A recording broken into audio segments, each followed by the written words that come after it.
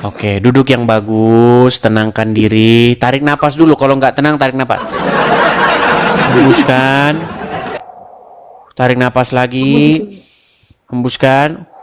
Ya, Ya silakan bang, dia muslim Donatula. bang, dia muslim tapi mau masuk Kristen bang. Tolong Oh, pencerahannya Bang Edi. Muslim mau masuk Kristen. Oke. Pencerahannya Bang Edi. Coba tenangkan diri dulu. Banyak yang perempuan-perempuan yang inbox saya, Bang, saya ini mau masuk Kristen banyak. Anda tidak seorang diri, ada banyak. Cuman mereka itu tidak mau diekspos atau mereka tidak mau ada orang lain tahu seperti itu. Kalau Anda biasa-biasa saja ingin berbagi, artinya gini, pengalaman itu kadang-kadang perlu kita bagi, kadang-kadang tidak perlu kita bagi. Nah, banyak orang yang tidak mau membagi pengalamannya, dia masuk Kristen. Tapi ada orang yang menganggap itu sesuatu yang baik, sehingga perlu di-share kepada teman-temannya. Mungkin Anda memilih langkah yang nggak apa-apa berbagi, nggak masalah, begitu. Silakan. Apa yang ingin mau Anda utarakan, Donat Gula? Ini saya panggil apa ini? Bingung aku. Apa? Apa nanya apa ini? Mbaknya tadinya Muslim, Sekarang masih muslim. sekarang masih Muslim. Berarti lahir Muslim ya. Terus kenapa ingin meninggalkan agama Islam? Kenapa? Apa karena pria atau karena yang lainnya? Karena pria. Karena pria. Jadi begini ya Mbak ya. Pertama-tama, kalau meninggalkan agama Islam karena seorang pria, nanti ketika pria itu mengecewakan Anda, Anda balik lagi ke Islam. Iya, sudah banyak kejadian kayak begitu. Tetapi kalau Anda betul-betul meninggalkan agama Islam karena Anda tahu ada sesuatu yang tidak beres pada agama tersebut, ketika Anda meninggalkan agama tersebut, Anda tidak akan lagi menoleh ke belakang. Begitu. Saya mau ngobrol tapi sepertinya Anda malu-malu. Jadi saya merasa sungkan begitu. Kalau Anda malu-malu pun saya tidak bisa memaksakannya. Tapi kalau misalnya Anda mau ngobrol, nggak apa-apa, kita ngobrol-ngobrol gitu. Sudah lama ngikutin Edis TV? Baru. Baru berapa 4 lama? harian. Baru berapa lama? 4 harian. Baru 4 harian. Apa-apa saja yang mengena gitu di pikiran Mbak gitu? Kenapa? Tadi yang apa? Menuhankan Muhammad. Yang menuhankan Muhammad katanya. Bukan, saya tidak nanya dengan dia. Maksudnya, Iya kan tadi apa namanya nonton videonya bareng. oh nonton videonya bareng. Ya. Jadi begini, banyak orang tidak tahu definisi mempertuhan. Banyak orang berpikir mempertuhan itu adalah menganggap dia itu pencipta alam. Padahal bukan seperti itu. Definisi mempertuhan yang dimaksud oleh Al-Quran dan juga yang dimaksud oleh Bible adalah bagaimana kita membuat diri kita takluk mengikuti apapun maunya. Itu mempertuhan. Atau melakukan apa yang diperintahkan oleh dia. Artinya membuat diri kita dikendalikan atau dikuasai olehnya. Itu sebenarnya maksud mempertuhan. Begitu. Nah, sama juga menjadi seorang Kristen itu harusnya menjadikan Yesus sebagai Tuhan.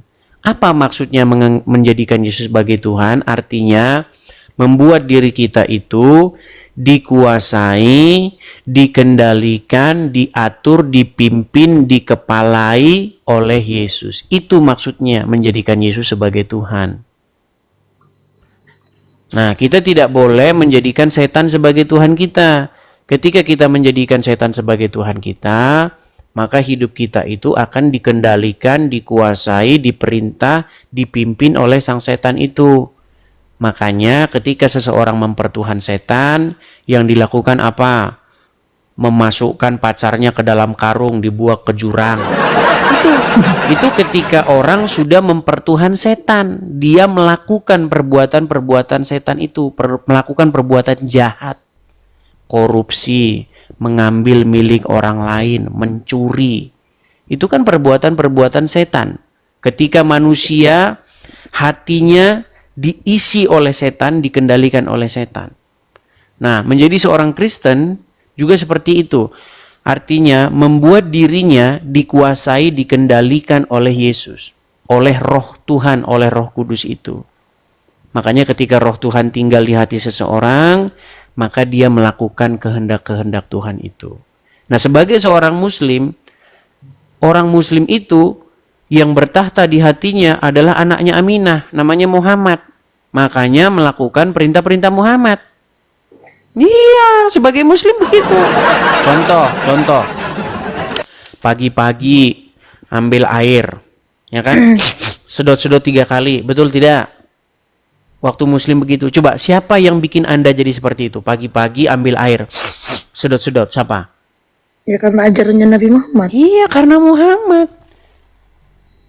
Nah, karena Muhammadlah seorang Muslim itu bergerak. Begitu. Makanya saya bilang, yang mengendalikan seorang Muslim itu Allah dan Muhammad. Begitu. Nah, menurut Muhammad, mungkin mbaknya belum pernah dengar tadinya sebelumnya. Menurut Muhammad, apa alasan seorang Muslim ambil air lalu menyedotnya 3 kali, menghirupnya 3 kali? Gitu. Apa? Tahu nggak apa alasannya? Untuk membersihkan aja sebenarnya. Salah. Karena kata Muhammad, setan tidur di situ semalam. Loh, belum pernah dengar? Belum. Iya. Nih, saya kasih tunjuk ya. Artinya kalau kita ngomong-ngomong tanpa dasar itu kan nanti kita disangka fitnah ya. Nih, Iya. saya kasih contoh. Lihat ya.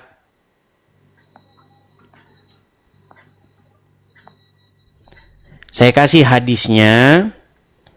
Bagaimana setan itu tidur di lubang hidung orang Islam. Makanya saya bilang umat yang sangat dekat dengan setan, bahkan tidur mereka dengan setan, itu adalah umat Islam. Karena setan ada di lubang hidung orang Islam. Perhatikan ya. Saya tidak mengada-ngada, Mbak. Nih. Oke, nih ya. Nih. Saya kasih tunjuk hadisnya. Perhatikan. Bagaimana di sini dikasih judul setan bersemayam di rongga hidung. Nah, apa yang mesti dilakukan nih? Menurut hadis, nih saya bacakan hadisnya ya. Dari Abu Hurairah. Jika seorang di antara kalian bangun dari tidurnya, hendaknya dia beristinsar. Maksudnya memasukkan air ke lubang hidungnya untuk kemudian dikeluarkan kembali sebanyak 3 kali. Karena setan-setan tidur ya di lubang hidungnya. Ini kata Muhammad nih, bahwa Rasulullah bersabda. Jadi ini katanya Muhammad. Nah, walaupun Anda bersihkan atau menarik beristinsar ke nanti pagi subuh, besok setan datang lagi. Dibersihin lagi, besok setan datang lagi. Dibersihin lagi, besok setan datang lagi. Artinya selama Anda menjadi umat Islam, selama-lamanya lah Anda akan tidur bersama dengan setan. Betul. Tapi itu kan bukan ngambil wudhu pas subuh doang. Setiap ambil wudhu. Iya, makanya saya bilang setiap hari umat Muslim akan tidur bersama dengan setan. Setiap hari.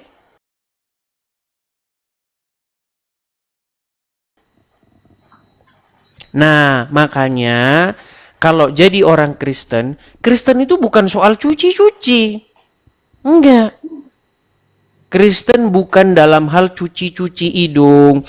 Bukan begitu. Tapi bagaimana mengisi hati dengan hadirat Tuhan. Bagaimana supaya Tuhan itu tinggal di hatinya. Nah, ketika Tuhan tinggal di hati seseorang, maka seseorang itu akan melangkah berjalan sesuai dengan apa yang Tuhan inginkan. Makanya ada lagunya. Tiap langkahku diatur oleh Tuhan. Sebab tangan kasih-Nya membimbingku, gitu. Jadi menjadi seorang Kristen artinya menjadikan Tuhan itu berdaulat, berkuasa atas dirinya dan mengendalikan dirinya. Sebenarnya menjadi seorang Muslim juga seperti itu. Menjadikan Allah berdaulat di dalam diri dia. Tapi masalahnya kalau Allah berdaulat di dalam diri seseorang, seseorang bisa menjadi jahat.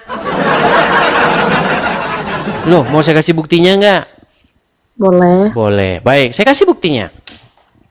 Saya kasih buktinya ya. Bagaimana jika seseorang menjadi seorang Muslim? Lihat ya. Saya sudah pernah mengatakan, mustahil seseorang menjadi Islam di detik yang sama dia tidak jadi orang jahat. Kalau banyak Islam yang baik, banyak. Orang Islam yang baik-baik itu adalah mereka yang tidak menjalankan agama Islam. Kalau mereka menjalankan agama Islam, waduh, lihat nih, saya kasih tunjuk. Jadi seperti ini nanti. Perhatikan. Saya balik kamera saya. Bagaimana jika seseorang menjadi seorang Muslim? Nih, saya tunjukkan hadisnya. Nih, dari Abu Hurairah. Nih, saya tunjukkan ya. Perhatikan. Berkata Rasulullah, janganlah memulai mengucapkan salam kepada Yahudi dan Nasrani. Jika kalian bertemu dengan mereka di jalan, persempitlah jalan mereka. Jadi menjadi seorang Muslim, kalau Anda bertemu dengan Yahudi, bertemu dengan Nasrani, sempit, desak mereka ke jalan yang sempit. Nih, jangan memberi salam. Memberi salam saja tidak boleh. Bahkan kalau ada tetanggamu ya yang lapar, ya yang tidak memiliki makanan, kalau dia bukan Muslim nggak boleh ditolong. Saya tunjuk lagi hadisnya ya. Artinya saya tidak mau ngomong asal-asalan, Mbak ya. Begini saya, bentar ya. Ya. Perhatikan ya. Saya akan tunjukkan jikalau menjadi seorang Islam tuh jadinya kayak begini. Nih, perhatikan nih. Diriwayatkan oleh Tirmizi, diriwayatkan oleh Abu Daud dan seterusnya dan seterusnya dan seterusnya. Perhatikan ya. Nih. Saya kasih baca, beliau menegaskan, nih hadisnya.